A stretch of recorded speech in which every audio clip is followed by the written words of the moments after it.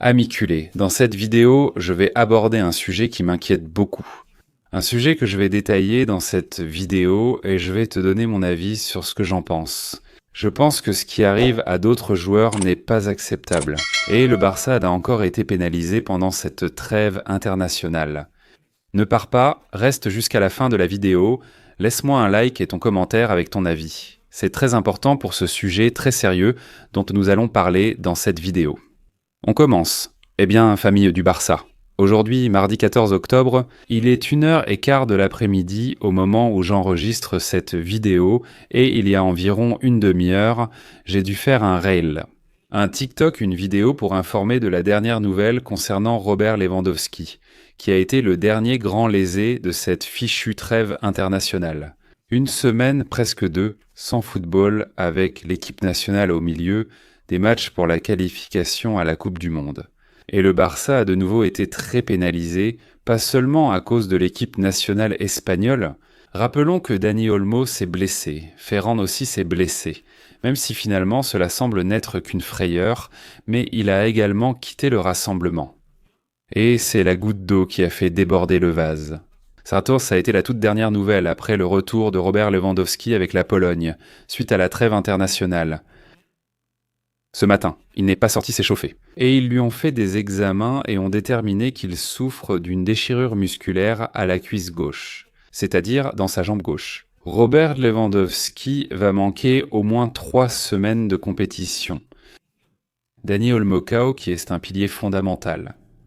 Lewandowski absent, il y a aussi 2 hommes très importants dans le dispositif de Hansi Flick. Et Ferran est incertain. La bonne nouvelle, c'est que nous récupérons Lamine Yamal et Fermin et que Rafinha est sur le point de revenir. Mais je pense que le moment est arrivé. Que les clubs, surtout le Barça, dans une semaine aussi intense avec tout ce qui s'est passé avec Lamine Yamal et toutes ces histoires, mais avec la sélection espagnole, prennent enfin position. Je pense que les clubs, qui sont ceux qui paient les joueurs par contrat, devraient donc s'opposer à la Fédération internationale de Football Association, à leur confédération, l'UEFA, dans ce cas ici en Espagne. Et qu'une bonne fois pour toutes, ils posent qu'on des limites et déterminent une série de conditions dans le calendrier qui ne nuisent pas autant ensuite au club. Parce que je comprends les sélectionneurs nationaux qui veulent les meilleurs joueurs pour jouer et qualifier leur pays. Pour une Coupe du Monde, un événement unique et historique majeur. Mais on ne peut pas s'arrêter toutes les 6 semaines, tous les 2 mois, arrêter la Ligue des Champions, tout arrêter. Jouer avec l'Espagne, l'Argentine, le Brésil ou toute autre équipe nationale. Je pense que ces matchs fatiguent énormément les joueurs, qui ont déjà une énorme charge de minutes dans les jambes, ce qui provoque des blessures graves. Et maintenant, qui compense le Barça pour cela ?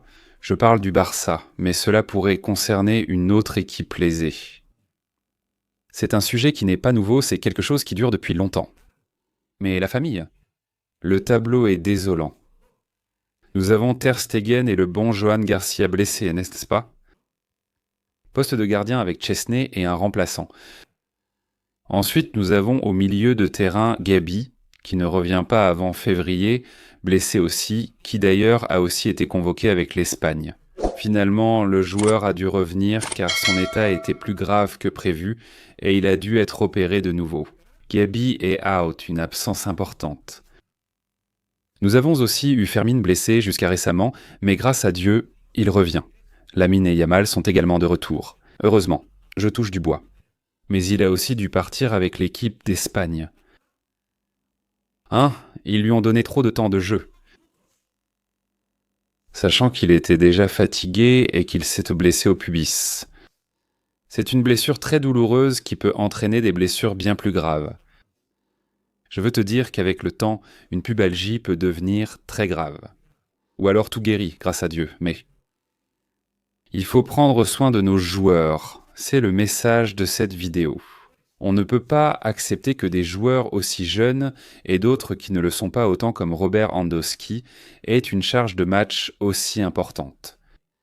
Et que l'UEFA, la Fédération internationale de Football Association, la Confédération sud-américaine de football, peu importe qui, t'impose un calendrier avec autant de rencontres, avec des voyages très longs.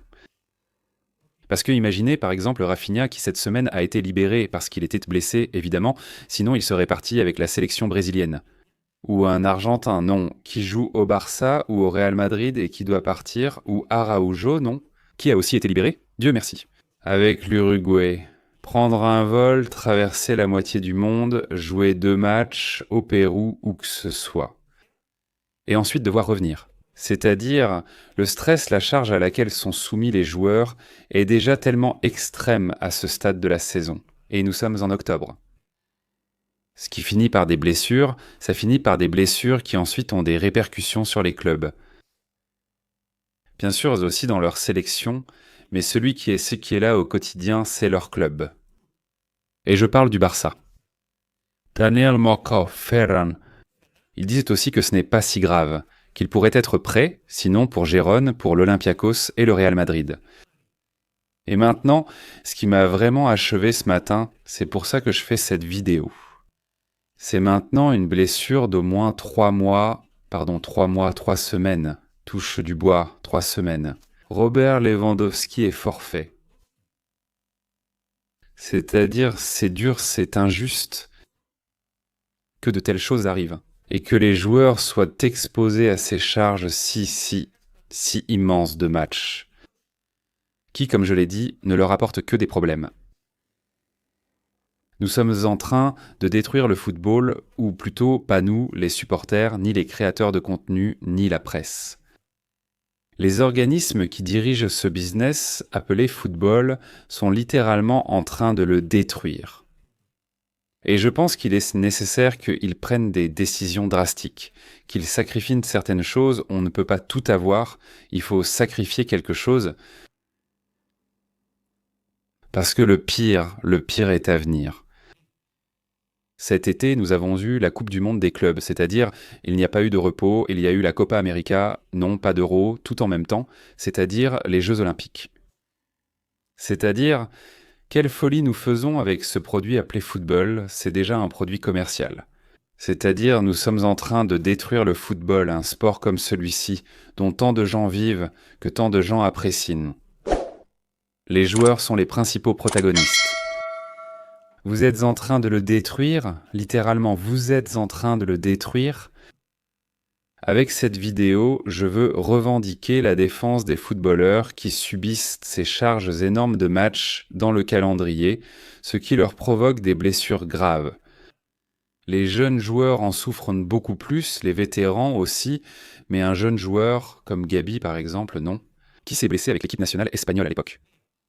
Et regarde ce que ça lui a coûté.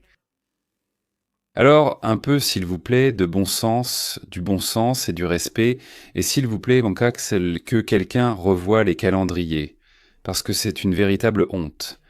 Dis-moi en commentaire ce que tu penses de ce sujet si sérieux, un sujet si sensible, parce que je crois que ça ne peut pas continuer comme ça. Courage à Dani Olmo, Robert Lewandowski et tous les joueurs blessés lors de cette nouvelle trêve internationale maudite. Le Barça est de retour, la Liga aussi. Rendez-vous samedi pour Barcelone-Girona sur la chaîne Barça. Barça hier, aujourd'hui toujours.